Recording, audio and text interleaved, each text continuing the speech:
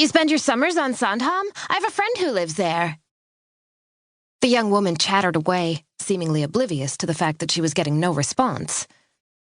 Nora Linde wished she hadn't let herself be persuaded to attend the party, organized by a doctor who was a colleague of her husband Henrik. As soon as they'd arrived, Henrik had headed off to join a group of his friends, and now Nora was stuck here with a girl at least 10 years her junior. Her brown hair was cut in a fashionable choppy style, and she was wearing a short skirt that emphasized her slim legs. She made Nora feel old and worn out. Nora couldn't remember when she had last found the time to exercise, and her blonde bob was in dire need of a trim. 10 years of small children and a full-time job as a lawyer for a major bank had taken their toll. A husband who chose to devote himself to his career and a passionate interest in competitive sailing didn't exactly help matters. Her black dress was neither new nor trendy, but she hadn't been able to summon the energy to make an effort. Not for Henrik's sake, anyway. Their relationship had been frosty these past 6 months, thanks to Nora's decision to hold on to the Brand villa, which her neighbour and honorary grandmother, Sina Brand, had bequeathed to her.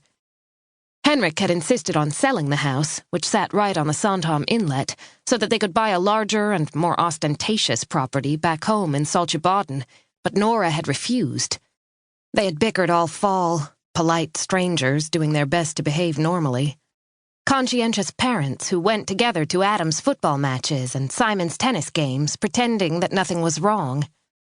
They'd been living in an emotional vacuum, which worked in the short term, but something had to give. "Sorry, I didn't quite catch what you said," she apologized. It wasn't this cute girl's fault that Nora and her husband weren't getting along. The girl beamed at her. "No problem. I know I go on a little sometimes. I just said I know someone who lives on Sandhamn. Or rather, my best friend Marie does. I came to the party with her. She's a nurse." "Oh, yes?" Nora did her best to seem interested.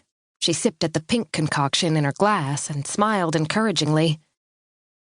"Marie's with a guy who has a house there. The archipelago is amazing, isn't it? Anyway, he has a place there with his wife." "His wife?" Her companion looked guilty. Maybe I shouldn't have said anything." She suddenly seemed unsure of herself. "Marie's boyfriend is still married, but he's in the process of leaving his wife. He would have done it already, but they've got kids." Makes sense," Nora said, wondering what she could say that wouldn't sound idiotic. The conversation was bizarre. And what do you say to someone who tells a complete stranger that their friend is having an affair? "Marie's crazy about this guy. He's fantastic. Tall, dark, and handsome. He's even a doctor. Not bad, huh?" She winked meaningfully at Nora and took a big gulp of her drink. "A doctor," Nora repeated. "Absolutely, a real catch." "What's his name?" "I guess I shouldn't say. According to Marie, he wants to keep the whole thing secret until he talks to his wife. Well, then again, what harm can it do?" "What harm indeed." "His name's Henrik. He's a radiology consultant at Danderyd Hospital." She smiled at Nora, raising her glass to her lips once more.